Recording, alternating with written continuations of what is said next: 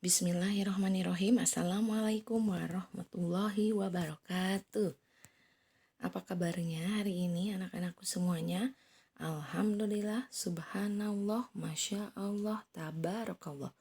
Mudah-mudahan kita semua berada dalam keadaan sehat walafiat. Amin, amin, Allahumma amin.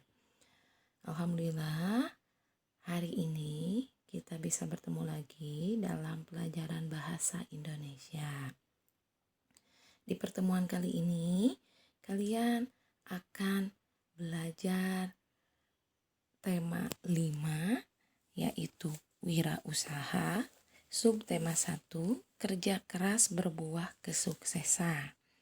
Nah, di materi pembelajaran tema 5 ini dan subtema 1, kalian akan belajar mengenal formulir ya. Sesuai dengan muatan bahasa Indonesia kompetensi dasar 3.6 dan 4.6.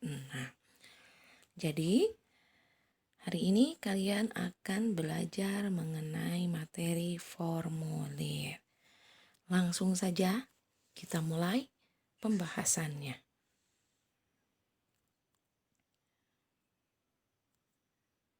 Pengertian formulir dulu ya. Jadi anak-anak, formulir itu, kata formulir berasal dari bahasa Belanda yaitu formulier yang artinya lembaran kartu atau kertas dengan ukuran tertentu yang di dalamnya berisi beberapa pertanyaan formal. Nah, di dalam kertas ya atau lembaran kartu itu ada beberapa pertanyaan formal atau resmi. Biasanya yang ditanyakan itu berupa data atau informasi ya. Nanti yang harus atau wajib diisi oleh si pengisi formulir. Nah, jadi itu ya pengertian dari formulir. Mungkin ya banyak di antara kalian yang sudah pernah mengisi formulir ya. Jadi formulir itu sekali lagi berasal dari bahasa Belanda yaitu formulier yang berartinya lembaran kartu atau kertas yang di dalamnya berisi beberapa pertanyaan resmi atau formal. Biasanya yang diminta atau ditanyakan itu berupa data dan informasi ya. Nah, menurut Kamus Besar Bahasa Indonesia atau KBBI edisi 5, arti dari formulir adalah lembar isian atau surat isian ya, sama saja. Nah, dalam bahasa Indonesia formulir disebut juga borang. Jadi ingat-ingat ya. Kalau misalnya kata borang itu artinya sama dengan formulir. Silahkan kalian isi borangnya. Nah, berarti isi formulirnya ya.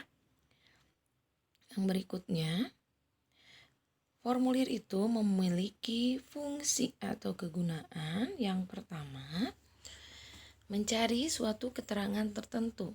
Jadi, kan tadi sudah dijelaskan bahwa formulir itu berupa isian ya. Jadi di dalamnya itu berisi pertanyaan. Biasanya berupa yang ditanyakan itu data atau informasi. Jadi si pembuat formulir itu ingin mencari suatu keterangan tertentu ya. Nah, yang kedua, menghimpun data yang sama.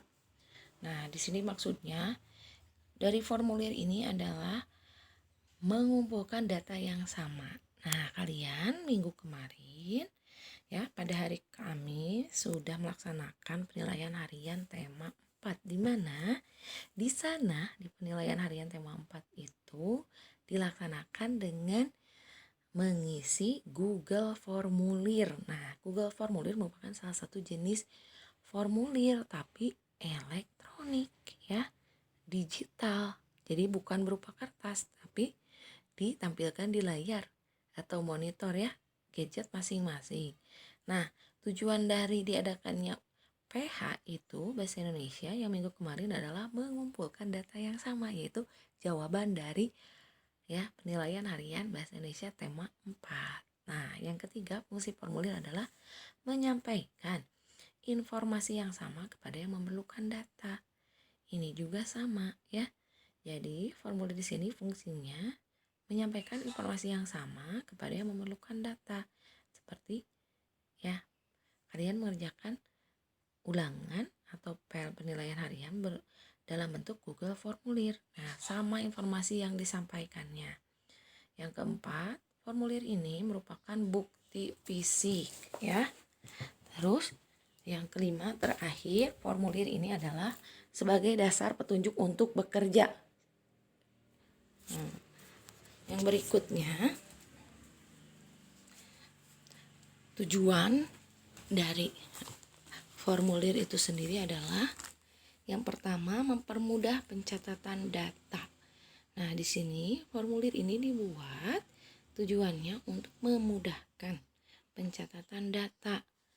Iya, misalnya di sini kalian ingin ya mengisi atau formulir berupa misalnya biodata kalian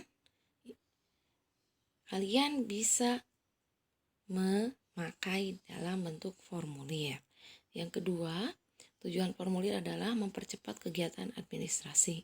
Anak-anak, karena formulir itu di dalamnya sudah jelas, ya, isinya yaitu pertanyaan, jadi formulir itu lebih mempercepat, ya. Jadi kalian untuk melakukan satu kegiatan administrasi. Contoh, kalian ingin mendaftar lomba. Supaya kalian tidak usah menulis panjang-panjang, ya sudah si panitia ya memberikan formulir isian. Jadi kalian tinggal langsung aja karena instruksinya atau petunjuknya sudah jelas, tinggal isi aja. Nama contohnya ya, umur atau tempat tanggal lahir, terus asal sekolah, alamat dan lain sebagainya. Tujuan formulir yang terakhir adalah mendapatkan data yang akurat. Akurat itu yang benar-benar ya, nyata dan ada. Jadi tujuan formulir di sini adalah mendapatkan data yang akurat. Ya. Jadi formulir itu kan dibuat sesuai dengan tujuannya masing-masing, nanti akan ada di slide berikutnya. Nah, data di sini yang diisikan di formulir oleh pengisi formulir itu biasanya harus berupa data yang sebenar-benarnya. Jadi memang akurat ya. Berikutnya, manfaat formulir antara lain orang tidak akan menulis sembarangan. Formulir di sini karena jelas harus ada data atau informasi yang diisi, jadi orang tidak akan menulis sembarangan.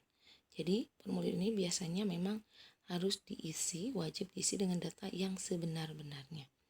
Yang kedua, orang akan tahu apa yang harus dijawab karena di sana sudah ya jelas tertera apa yang ditanyakan. Yang berikutnya, formulir itu sendiri tadi memudahkan dalam mencatat data. Jadi langsung aja ya, tidak bertele-tele, lebih mudah. Dan formulir itu sendiri bisa menghemat waktu, tenaga, dan biaya. Apalagi sekarang dalam pengisian formulir, tadi Bu Nenek sudah jelaskan, bisa dilakukan secara elektronik ya. Jadi bukan berupa lembaran kertas lagi, tapi elektronik ya. Nah, yang berikutnya macam-macam formulir. Jadi formulir itu ada bermacam-macam jenisnya tergantung ya tujuan dari formulir itu dibuat. Yang pertama, formulir pendaftaran. Ini yang paling sering ya. Bisa mengikuti lomba atau kursus atau les. Biasanya harus mengisi formulir karena panitia membutuhkan ya, atau pihak penyelenggara itu membutuhkan data atau informasi dari si pesertanya ya atau anggotanya. Yang kedua, formulir pendaftaran sekolah. Nah, ini yang akan kalian isi dan orang tua kalian isi nanti beberapa bulan lagi begitu kalian lulus kelas 6 dan akan menuju kelas 7. Kalian akan mengisi formulir pendaftaran sekolah ya, lanjutan yang baru. Yang berikutnya, kartu anggota. Nah, ini juga sama. Kalian mungkin ada yang sudah pernah mengisi formulir dari kartu anggota, entah itu perpustakaan ya atau member lah bahasa Inggrisnya ya, dari suatu organisasi tertentu atau misalnya suatu ini kalau ibu-ibu biasanya ya member ini supermarket ya. Yang berikutnya, Wesel Pos. Nah, di sini ada yang namanya formulir isian untuk Wesel Pos. Wesel Pos ini anak-anak jadi merupakan salah satu layanan dari kantor pos yang saat ini juga masih eksis ya, masih ada. Nah, fungsinya untuk mengirimkan uang.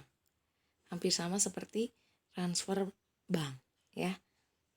Nanti untuk formulir isian Wesel Pos akan dijelaskan pada video yang akan datang. Yang berikutnya, kartu pos. Kartu pos termasuk salah satu jenis formulir. Nah, kartu pos ini biasanya berupa kartu kecil ya, yang di dalamnya hanya dicantumkan sedikit kata-kata saja, seperti itu. Yang berikutnya ada formulir perbankan. Nah, ini Bu Nenek sudah menjelaskan. Formulir ini tadi salah satunya adalah dalam transfer ya, ketika orang, contohnya misalnya orang tua kalian ingin mengirimkan sejumlah uang melalui rekening bank, namanya transfer. Ini biasanya adanya di bank.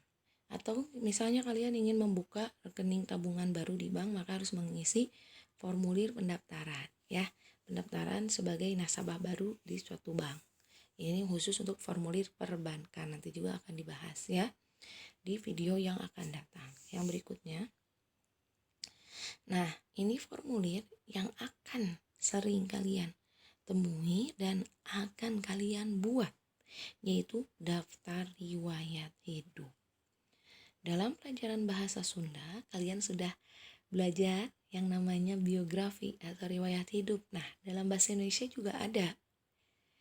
Daftar riwayat hidup bisa berupa formulir atau berupa seperti karangan narasi. Nah, di sini khusus untuk daftar riwayat hidup yang berupa formulir jenisnya, kalian biasanya mengisinya harus dengan data lengkap ya, sampai kepada hobi ya. Apa hobi kalian misalnya ya, dan lain sebagainya. Dan petunjuk pengisian formulir. Di dalam formulir itu terdapat petunjuk pengisian. Kenapa harus ada? Yang pertama, supaya orang yang mengisi formulir itu tidak mengalami kesulitan. Misalnya ya, kalian baru pertama kali mengisi formulir. Ini apa? Lembar apa isinya? Ya, ada yang kotak-kotak, ada yang garis-garis, kemudian atau campuran di antara keduanya. Kemudian ada pertanyaan nama, (2) misalnya, tempat tanggal lahir (2), bingung harus diapakan.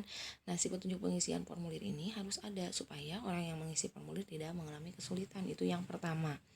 Yang kedua, ketika orang harus mengisi formulir, biasanya harus dibaca dulu petunjuk pengisiannya. Supaya apa? Supaya tidak terjadi kesalahan ya, dan tidak akan mengalami kesulitan. Yang ketiga, petunjuk untuk pengisian formulir biasanya ditulis di bagian bawah formulir. Jadi kalian kalau mengisi formulir baca dulu ya, bukan pertanyaannya, bukan langsung isi, tapi baca dulu petunjuk pengisian formulirnya ya. Nah, sekarang model formulir. Formulir itu memiliki model-model ya. Nah, di sini ada yang memakai titik-titik sejajar, nanti akan ada di contoh. Kemudian ada yang memakai kolom kotak-kotak, kotak. Yang berikutnya ada yang model garis, dia bukan titik-titik garis ya. Yang selanjutnya ada yang model campuran di antara ketiga model di atas. Dan di sini kalian bisa melihat contoh-contoh formulir. Nih, lihat. Udah jelas ya. Ini ada formulir pendaftaran lomba cerdas cermat ASEAN. Di sini lihat. Ini merupakan jenis formulir yang berupa titik-titik isiannya. Nah, di bawahnya ada ya. Di sini memang tidak ada petunjuk pengisian formulir, tapi ada keterangan catatan formulir yang sudah ditandatangani diserahkan kepada panitia di masing-masing stand. Kalian lihat yang nomor 1 ya, identitas diri, berupa pertanyaan berupa ya data diri dari si pendaftar, mulai dari A nama lengkap, B umur, C kelas, D alamat, kotanya mana, kode posnya berapa, nomor telepon rumah, nama sekolah ya, karena harus perwakilan dari sekolah, alamat sekolah, nomor telepon sekolah, dan nomor kartu pelajar kalau ada. Dan nomor 2, jenis lomba yang akan diikuti ya. Terus ditandatangani sebagai bukti bahwa si pengisi formulir ini menyetujui ya atas formulir pendaftaran yang telah dia buat atau isi. Yang kedua contoh di sini adalah ya ini dari Kementerian Keuangan Republik Indonesia, Direktorat Jenderal Pajak, Dirjen Pajak ini. Berupa formulir pendaftaran wajib pajak orang pribadi. Jadi kalau kalian tidak tahu, ya, kita sebagai warga negara Indonesia memiliki kewajiban salah satunya untuk membayar pajak. Nah, di sini formulirnya modelnya berupa kotak-kotak. Tuh lihat ya. Sudah jelas. Yang berikutnya di sini ada contoh formulir untuk mengirim wesel pos. Ingat tadi wesel pos merupakan salah satu layanan dari kantor pos yang saat ini masih eksis, di mana orang bisa mengirim uang ya, mengirim uang ke orang lain melalui jasa kantor pos ya. Jadi nanti orang yang akan mengirim uang mengisi formulirnya seperti ini ya. Nah, wesel pos ini anak-anak kelebihannya menjangkau seluruh Indonesia asal ada kantor pos ya. Di daerah itu biasanya kita di setiap kecamatan ada kantor pos, kemudian tidak perlu memiliki nomor rekening seperti kita mengirim uang di bank ya. Nah, dijelas ini lihat, ini berupa kolom kotak tapi panjang ya. Tuh lihat. Pengisiannya seperti ini. Nanti untuk pembahasan lebih lanjut di video yang akan datang. Yang berikutnya ini ada formulir. Nah, formulirnya yang mana Bu Denden? Ini merupakan ya lembar jawaban pengisian dari ujian nasional SD atau MI ya. 2 tahun yang lalu kakak kelas kalian memakai ini. Formulirnya yang mana? Ini merupakan formulir ya. Terus petunjuknya lihat. Ada 8 petunjuk tuh. Formulir di sini ini merupakan campuran antara kotak-kotak. Lihat ya. Terus titik-titik di tanggal ujian. Nah, ya. Nah, ini merupakan salah satu bentuk formulir. Petunjuknya sudah jelas dan ada di atas. Nah, sekarang dalam membuat formulir itu ada langkah-langkah atau cara-cara yang harus dilakukan ya. Jadi kalian tidak hanya mengenal formulir tapi harus tahu juga bagaimana pembuatan formulir. Yang pertama, kalian harus menentukan dulu tujuan formulir itu dibuat. Misalnya untuk pendaftaran sekolah, mengikuti lomba dan sebagainya. Ya. Sekarang taruhlah ya, kita berandai-andai kalian sebagai panitia perlombaan.